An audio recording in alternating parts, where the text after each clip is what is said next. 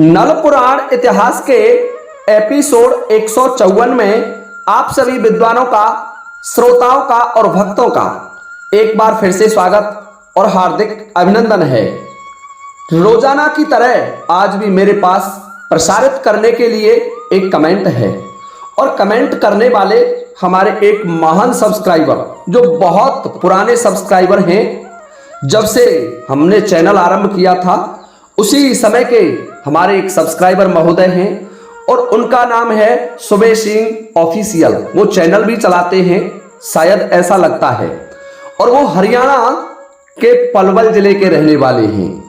वो लिखते हैं, गुरुजी सादर प्रणाम, आपसे मेरी एक शिकायत है कि आपने नल पुराण सुनाते समय राजा नल, मनसुख और दमयंती की मौत कैसे हुई, ये मैदान छोड़ दिया है। कृपया आप इसे पूरा करने की कृपा करें। और ये साथ ही कहते हैं कि आपने महारानी पद्मावती की कहानी सुनाने के लिए कहा था, तो रानी पद्मावती की कहानी जरूर सुनाएं। तो देखिए श्रीमान सुबे सिंह जी, आपको मैं बताना चाहूंगा कि अभी नल पुराण पूरा नहीं हुआ है। नल पुराण के जो छूटे हुए भाग हैं वो सभी मैदान में आपकी सेवा में प्रस्तुत करूंगा, और जब नल पुराण पूर्ण होगा तो उसके बाद मैं पद्मावती की कहानी भी आपको जरूर सुनाऊंगा। आपका हमारे YouTube चैनल पर हार्दिक स्वागत और अभिनंदन करता हूं। अब आइए श्रोताओं, मैं आपका ध्यान नल पुराण इतिहास के एपिसोड 153 से जोड़ता हूं। एपिसोड 153 में मैंने बताया था कि नर सुल्तान भीलों से युद्ध लड़ रहे हैं, परंतु नर सुल्तान की भील योद्धाओं से कोई भी पेश नहीं चली और भील योद्धाओं ने नर सुल्तान को बंदी बना लिया। नर सुल्तान बंदी बन जाता है उनका, और नर सुल्तान को बांध करके रस्साओं में बांध लिया गया और भील योद्धा अपने घर के लिए ले जा रहे थे, अपने सरदार के पास ले जा रहे थे। भील योद्धाओं ने बंधे हुए नर सुल्तान को जब अपने सरदार के सामने प्रस्तुत किया तो सरदार देख करके चकाचौंध हो गया। सरदार चौंक गया। सरदार सोचने लगा कि इस योद्धा को तुमने क्यों बांध लिया? ये तो वो महान योद्धा है जिसने एक बार वन में मेरे प्राण बचाए थे।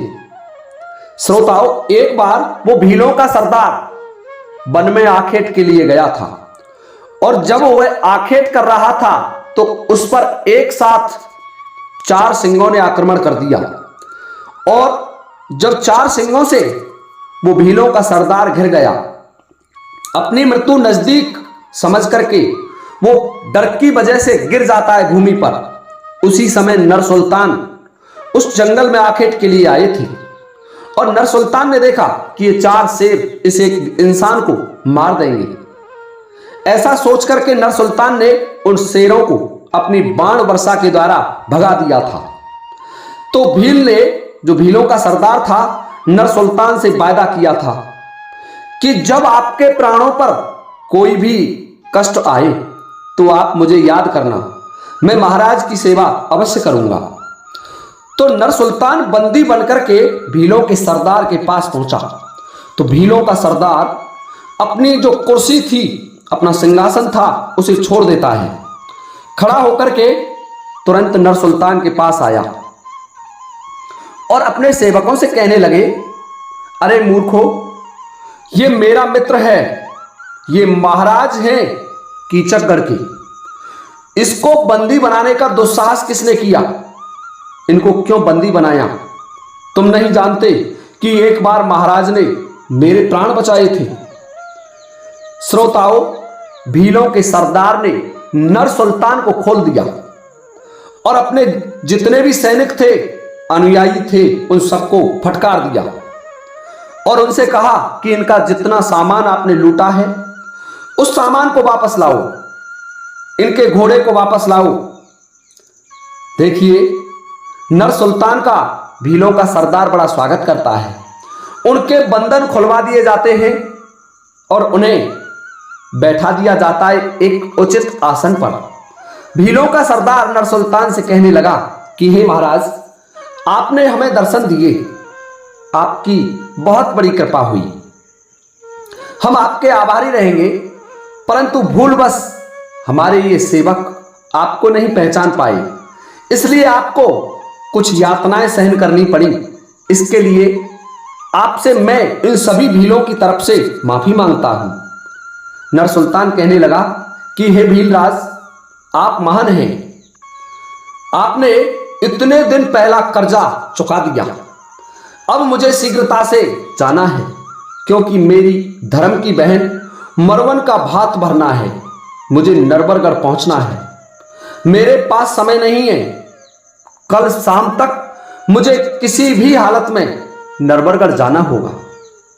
देखिए श्रोताओं, जब भीलों के सरदार ने यह बात सुनी तो भीलों का सरदार राजा नरसुल्तान से कहने लगा कि महाराज, यदि आपकी अनुमति हो तो आपके साथ मैं भी चल सकता हूं।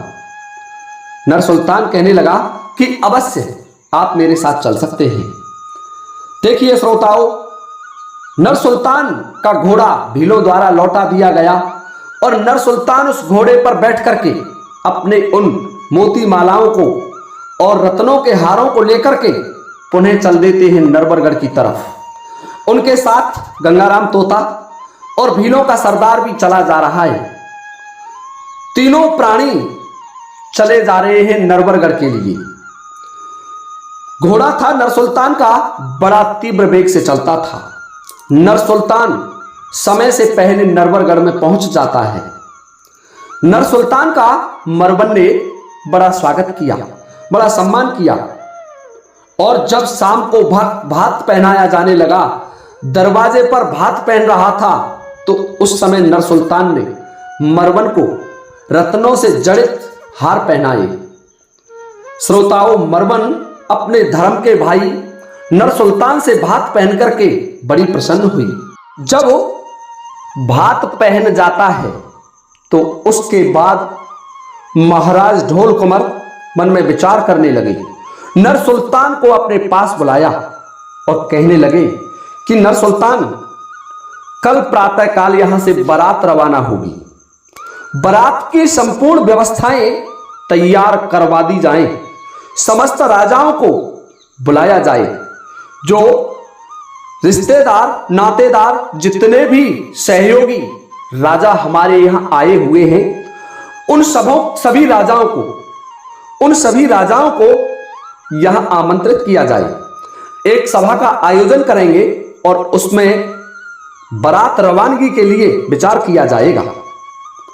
देखिए श्रोताओं, समस्त राजाओं को महाराज ढोल कुंवर ने अपनी सभा में आमंत्रित किया। उन सबको उचित आसनों पर बैठाया और अपना प्रस्ताव रखा कि कल प्रातःकाल यहां से बारात रवाना होगी चक्रकोट के लिए, और मार्ग बड़ा दुर्गम है, क्योंकि हमें बंगाले से पार होना पड़ेगा, और बंगाले में तुम जानते हो कि जादुई गढ़ है। बंगाले की कई लड़ाइयां मैं लड़ चुका हूं। मेरे पिता महाराज नल के कार्यकाल में मैंने ना जाने कितनी बंगाले की लड़ाई लड़ी, परंतु अब मेरे पास बंगाले की लड़ाई लड़ने की शक्ति नहीं है। हालांकि मेरी माता गजमोतनी आज भी मेरी सहायता करेंगी, परंतु मैं वृद्ध हो चुका हूं। युद्ध विद्या तो जानता हूं, परंतु शक्ति नहीं रही। समस्त राजागण महाराज ढोल कुंवर से कहने लगे कि राजन, चिंता करने की जरूरत नहीं है, हमारी संपूर्ण सेना आपका साथ देगी। हमारे पास 10 लाख की फौज एकत्र हो गई है। देखिए श्रोताओं, 10 लाख की सेना ढोल कुंवर के यहां एकत्र हो गई, उसके सहयोगी राजाओं की। और महाराज ढोल कुंवर, हमारे साथ बड़े बड़े योद्धा हैं जो किसी भी योद्धा को युद्ध में हरा सकते हैं। सभी राजाओं ने अपनी अपनी सेनाओं को सुसज्जित होने का आदेश दे दिया कि कल प्रातःकाल यहां से बारात चक्रकोट के लिए रवाना होगी। दूसरा दिन हुआ, प्रातःकाल हुआ, तो जो इंद्रपाल था, ढोल कुंवर का प्रपौत्र था, नाती था, उसको बरना बनाया गया, उसके हाथ में कंगन बांधा गया, माथे पर मोहर बांधी गई और नहना नहना काजल लगा दिया गया, रोली लगा दी गई और उसे सजा दिया गया। सजने के बाद इंद्रपाल ऐसा प्रतीत होता है जैसे मानो स्वयं कामदेव रूप धारण करके आ गए हों। हे श्रोताओं, जब इंद्रपाल सज जाता है, 10 लाख की बारात चलने के लिए तैयार हो रही है, जंगी बाजे बजाए जा रहे हैं, क्योंकि राजाओं के यहां धौंसा बजाए जाते थे। धौंसाओं से बारात निकलती थी। तो संपूर्ण बारात की तैयारी हो गई और इंद्रपाल को सजा करके स्त्रियां गीत गाते हुए रथ में बैठाने के लिए ला रही हैं। जब रथ में पैर रखा इंद्रपाल ने, तो देखिए होने का संयोग था, उसी समय सामने से छींक हो जाती है। और जैसे ही सामने से छींक हुई तो ढोल कुंवर के राजपुरोहित पंडित बंसीधर, देखिए इनके जो राजपुरोहित थे वो बदलते हुए चले आए। लाखा दादा के पुत्र थे बंसीधर। बंसीधर पंडित ढोल कुंवर से कहने लगे कि राजन, इस समय दूल्हे को रथ से नीचे उतार लिया जाना चाहिए, कुछ समय बाद प्रस्थान करेंगे। तो ढोल कुंवर कहने लगे कि पंडित जी, ये केवल आपके सौन को सौन है, क्षत्रिय कभी शकुन और अपशकुन नहीं देखते। दूल्हे को रथ से उतारना हमारे लिए शोभा नहीं देता। चलिए बारात को प्रस्थान का आदेश दिया जाए। नहीं मानते हैं महाराज ढोल कुंवर अपने राजपुरोहित बंसीधर के आदेश को। संपूर्ण राजाओं की सेना, जो कुल मिलाकर के 10 लाख थी, 10 लाख की फौज प्रस्थान कर देती है चक्रकोट के लिए। चले जा रहे हैं, सेना लगातार चल रही है, क्योंकि विवाह का समय नजदीक आ रहा था। नर सुल्तान और अपने साथी मित्र भील सरदार को साथ लेकर के महाराज ढोल कुंवर के पास पहुंचे। महाराज ढोल कुंवर नर सुल्तान से कहने लगे कि नर सुल्तान, तुम्हें इस संपूर्ण बारात की रखवाली करनी है, क्योंकि तुम ही एकमात्र ऐसे योद्धा हो जो किसी भी संकट का सामना कर सकते हो, किसी भी योद्धा से लड़ सकते हो। आपको सजग रहना होगा।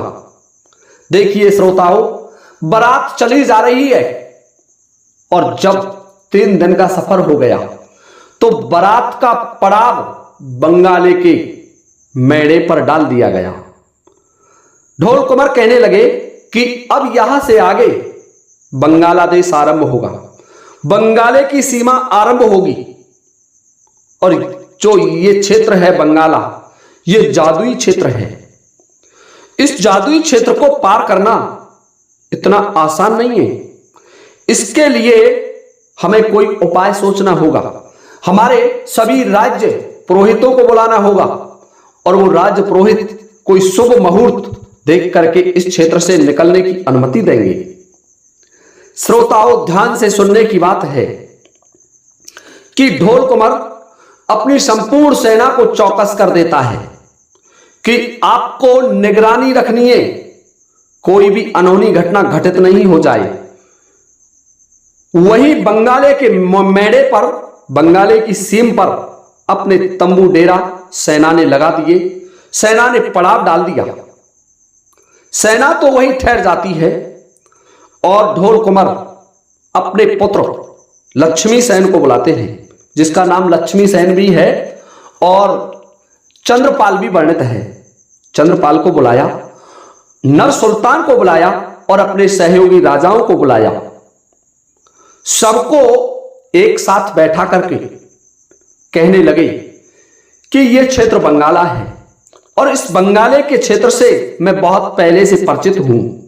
यहां पर हम जब जब विवाह करने आए तब तब हमारे दूल्हों की चोरी हो गई, हमारे वरनाओं की चोरी हुई और वो वरना वापस लाने में हमें बहुत मशक्कत करनी पड़ी, बड़ा कष्ट सहना पड़ा। इसलिए सभी सावधान रहें और जो दूल्हे का तंबू है उसकी सुरक्षा और बढ़ा दी जाए। देखिए श्रोताओं, ध्यान से सुनने की बात है कि ढोल कुंवर के आदेशानुसार जो इंद्रपाल था, राजा नल का नाती था, चंद्रपाल का पुत्र, जो वरना बना हुआ था, उसके जो तंबू था, उसका कक्ष था, उसकी सुरक्षा को बढ़ा दिया गया। स्वयं नर सुल्तान को उसके कक्ष का पहरेदार नियुक्त कर दिया कि नर सुल्तान तुम महापराक्रमी हो, किसी भी दैत्य का, किसी भी योद्धा का तुम मुकाबला कर सकते हो, इसलिए तुम्हें इन वरनाओं की सुरक्षा करनी है। राजकुमार इंद्रपाल के तंबू तक कोई भी नहीं पहुंच पाए। नर सुल्तान कहने लगा कि महाराज, जब तक मैं जीवित हूं तब तक मेरे इस भांजे के तंबू तक कोई भी शक्ति नहीं पहुंच पाएगी। हे श्रोताओं, ध्यान से सुनने की बात है। उन्होंने तंबू का पहरा देना आरंभ कर दिया। सेना आराम से सो जाती है। रात्रि के ठीक 12 बजते हैं तो होता क्या है, बंगाले की 2 लड़कियां, जिनमें एक लड़की तेली की थी और एक लड़की धोबी की थी, दोनों की मित्रता थी। वो बड़ी जादूगरनी थी। बंगाली क्षेत्र में जादू बहुत काफी समय से चला आ रहा है और ये जो नलपुराण की कहानी है, इसमें जादू का बहुत ज्यादा उपयोग हुआ है। तो दोनों लड़कियां, जिनके नाम रुकना और सुकना बताए गए हैं, रुकना और सुकना दोनों लड़कियां बड़ी सुंदर थी और घूमने के लिए एक साथ अपने भवनों से बाहर निकली। रुकना जो तेली की लड़की थी, धोबी की लड़की सुकना से कहने लगी कि सुकना, आज हमें भ्रमण के लिए चलना चाहिए, चलो आज हम देख करके आएंगे। पड़े हुए हमें महलों में, घरों में काफी समय व्यतीत हो गया। रुकना और सुकना दोनों विचार करके चल देती हैं जंगल की तरफ। मध्य रात्रि का वक्त था, क्योंकि जो जादूगरनियां होती थी वो रात्रि में ही भ्रमण करना चाहती थी। अपनी सिद्धि प्राप्त करने के लिए वो रात्रि को जाती थी। इसलिए रुकना और सुकना दोनों चली जा रही है। जब बहुत आगे चली तो उन्होंने सेना को पड़े हुए देखा।